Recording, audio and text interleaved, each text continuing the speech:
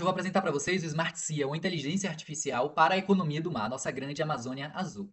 E normalmente cidades costeiras que sobrevivem da economia do mar têm como um dos seus pilares o turismo. Então, dentro desse aspecto, um volume grande de pessoas frequentam aquela cidade e elas têm padrões de uso, perfis de consumo, onde não é mapeado. E qual é a nossa proposta? A gente utilizar um olho digital para poder captar essas informações, ou seja, identificar padrão de consumo, perfil de uso, marcas, carros, joias, vestuário, quais são os materiais inerentes a esses itens que estão sendo utilizados para de fato a gente conseguir gerar uma inteligência dentro da economia circular. Tecnologicamente, como é que isso funciona? Então, em 4 etapas. O primeiro, a gente utiliza a câmera, né, para ser essa espécie de olho digital, ou seja, a gente consegue pegar as informações do ambiente físico e trazer para o ambiente digitalizado. A gente utiliza a tecnologia de computação de borda para poder fazer um processamento, pensando em termos de eficiência, processamento de dados. Um terceiro ponto, a gente faz uma classificação contextual, ou seja, todas essas características que eu citei agora há pouco são tabuladas e organizadas, e depois a gente disponibiliza em nuvem, exatamente para poder gerar valor para os nossos dois grandes públicos-alvos, que são o comércio local, que eles são de fato responsáveis pela economia circular, quem está ali na ponta interagindo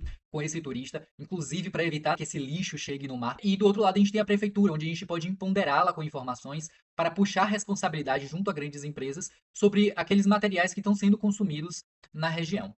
Então, quais são os nossos principais diferenciais competitivos? Já existem tecnologias capazes de ter alguns tipos de atuações como as que eu citei, mas nenhuma que é capaz de unificar toda essa esfera. Então, de fazer essa classificação, de construir esse banco de dados, de ter a capacidade, inclusive, de fornecer essas informações para os nossos públicos-alvos.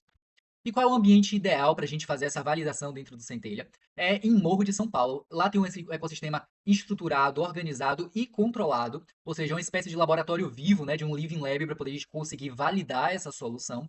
E aí, de fato, observando os principais pontos, a gente tem um potencial de escalabilidade para toda a costa brasileira. Então, qual é o nosso potencial de mercado? É de 3,6 trilhões dentro da economia do mar, de 3,6 trilhões de dólares, sendo 50% dessa economia voltada para o turismo, ou seja, o potencial de fato está muito alinhado, e só 7,2% está alinhado com a economia circular. Ou seja, existe um gap muito grande de oportunidade para a gente estar aqui explorando dentro desse economia do mar.